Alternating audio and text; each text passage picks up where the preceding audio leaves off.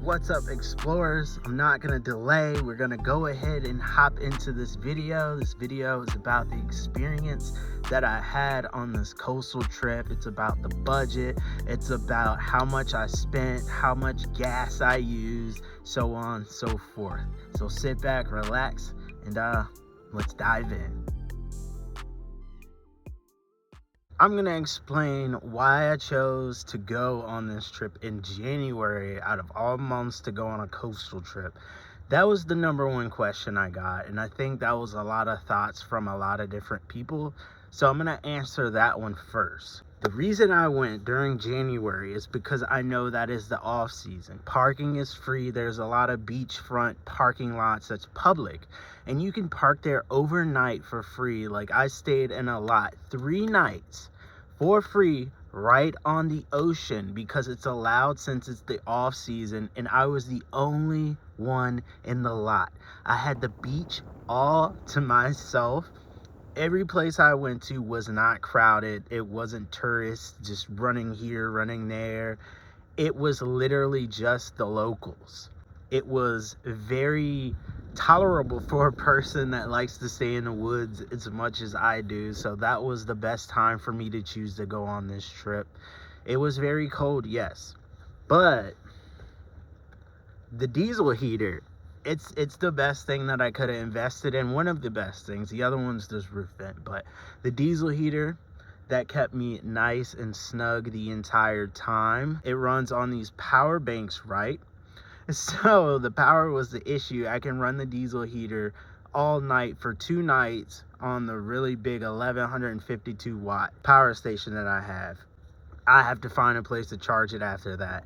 Then I can run it at like 10 o'clock at night to about 11 o'clock, turn it off, go to sleep. Then when I wake up, turn it back on. That was the best method. I'm gonna go more into depth about the things that I learned, but that was one of the major things that I learned. Like, turn it on around 8, 9, 10 o'clock, then turn it off, turn it back on when I wake up, and it would be good. You know, I wasn't too cold. Let's get into the things that I learned on this trip. I learned quite a few things on this trip.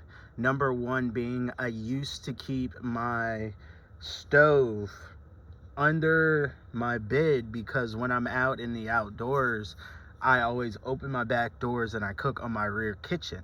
But since I was more in like an urban area, I didn't want to really stand out there because too many people were looking, and you know, the curiosity, I just didn't want to deal with that.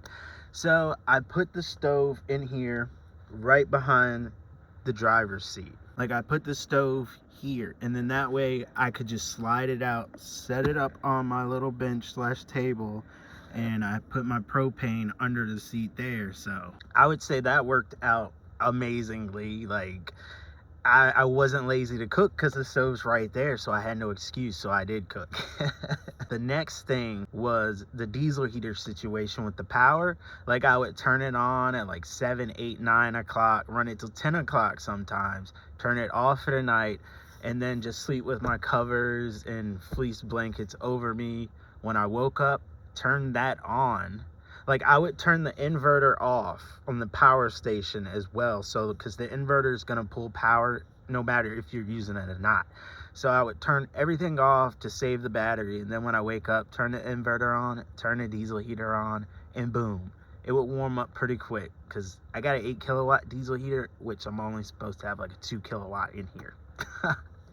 And when it came to power, the solar panel, the 130 watt that's mounted on the roof, this time of year, it's not really worth it. I think I was getting like 40 some watts max on like a sunny day. So that wasn't too good. I learned that most of the parks have these pavilions and like outbuildings that have power sockets on them. I wasn't sure if they would be active this time of year, but I went up and checked with the little power box, and I plugged it in, boom, power. Each time I learned that those places are like life-saving, yo. You can fast charge the boxes at those places and you'll be all right.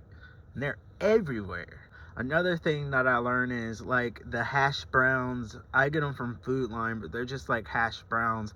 They were a good breakfast option in the morning because it was quick and easy. Not the healthiest thing, of course, but that was a really quick and easy, delicious meal for me. I would do those hash browns and I would get like the plant-based sausage and I would make that and just make a sausage sandwich in the morning. That was really quick and easy, and it quickly became my favorite. Cracker Barrel. Most Cracker Barrels have like RV spots, and most of the time when you see those RV spots, at least in my case on this trip, that usually meant that they'll let you stay overnight, and it wasn't bad at all. Cracker Barrel parking lots are super quiet as opposed to like Walmart parking lots. I'll probably never stay in a Walmart parking lot again unless I have to. Because yeah, I did not like the feeling that it gave me, but Cracker Barrel parking lots, they had a good vibe to them. There was this one point where I was like backed up in a corner and this little car was just pulled up beside me, and I was like, yo, why do people do this? When you're in a van, people seem to like be attracted to just pull up right next to you. So I sat and chilled for like an hour or so. The car never left, so I went and left, got me some snacks, came back, parked somewhere else, and that car stayed the whole night. So literally we would have been like sleeping like side by side like that, and I'm not too comfortable with that, if especially like if I don't know you. So that was one of the experiences I had at Cracker Barrel. But other than that, it was not bad at all. It was other van lifers, tow behind RVs, and everything were there. Oh, and can't forget this one. This is the last thing that I think I learned on this trip, is that the ocean, like the coastal region, is so unforgiving and harsh in the wintertime. Since I never really had a wintertime experience on the beach. Yes, I lived in Florida, but I was in Tampa, like Clearwater, St. Pete, so it was never cold and stuff like that on the beach. So I've never gotten to experience like winter on the beach, and it is like an extremely extra harsh environment. Like I learned a new respect for that environment, and I gained knowledge from it, and that's one of the most important things when you're having these experiences, is that knowledge that you gain from it.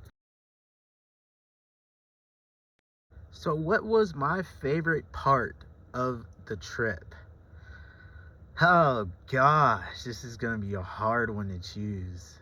Okay, I would say the lessons that I learned, the knowledge that I gained, and the experiences that I had, that was my absolute like favorite part of this trip. Like all of the feelings and emotions that I was feeling, like that to me just boost that self growth. That to me is like everything. Like I love that kind of stuff.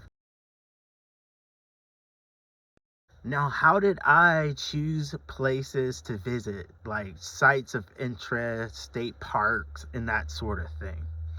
What I did was, I have a simple method that I do. I literally will go on Google Maps and just zoom into an area and scroll around, and in the little green print would usually be like parks and stuff like that, like hikes.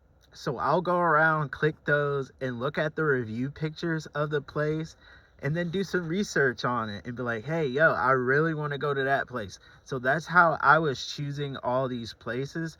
No, there were instances where I was driving and I would just like run up on a place like the Wright Brothers Museum.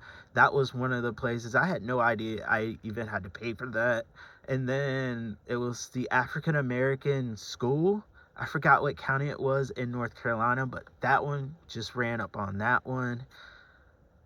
And I think for the most part, that was all the ones that we just randomly ran up on, I think. Actually, Pocomoke State Park was one of the ones that I had seen but didn't think about it until I was driving on the highway and saw the sign for it. But yeah, that method where you just scroll Google Maps is my tried and true method. Like it never fails me. I don't think that I had a favorite place. I would say any place that I went was my favorite place because I was just happy to be out there and happy to experience it. And that in itself was everything. Now I know y'all have been waiting to know this. This is the total amount that this trip cost me. It was $692, give or take. It's not an exact figure. I did go back and look at my bank records and receipts, which I mean, for a 1,000-mile trip, this included like the campground cost, it included groceries, it included the gas, the diesel, stickers, food that I got like on the way and stuff like that. Total price of gas for my 31-year-old Chevy Astro van, it was $216.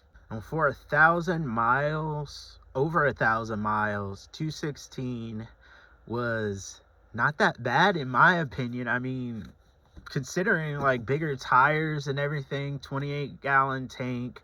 I filled up each time I got to half a tank or a little bit above half a tank. I did not let it go under half a tank this entire trip, so that may have helped.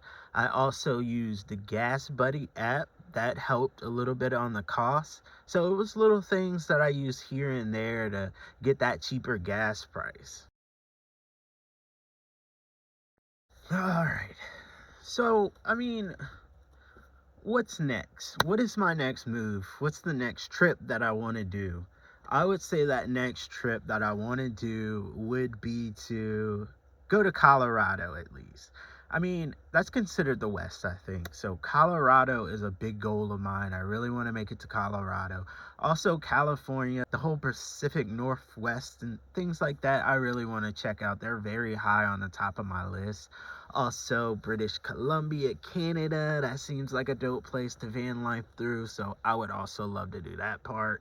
But until then, I'm gonna keep working on these videos. This has been one of the most memorable trips I've ever been on in my life. It made me feel so good. There were so many good times. There were bad times when I thought something was in my roof. I mean, I could have, been like, I was sure I saw something in the roof, but I never heard from it again. Maybe it was ghosts, aliens, who knows? Could have been Bigfoot. Could have been a horse walking by the van, scraping up against it. I don't know what it was, but I didn't find anything in the ceiling. So and explorers, that's gonna conclude this video. I want to thank each and every one of you that made it possible for me to go on this trip, each and every one of you that enjoyed and watched this trip and interacted with me. Thank y'all so much. I really appreciate it. But until next time, explorers, peace, love, and have a great day wherever you are.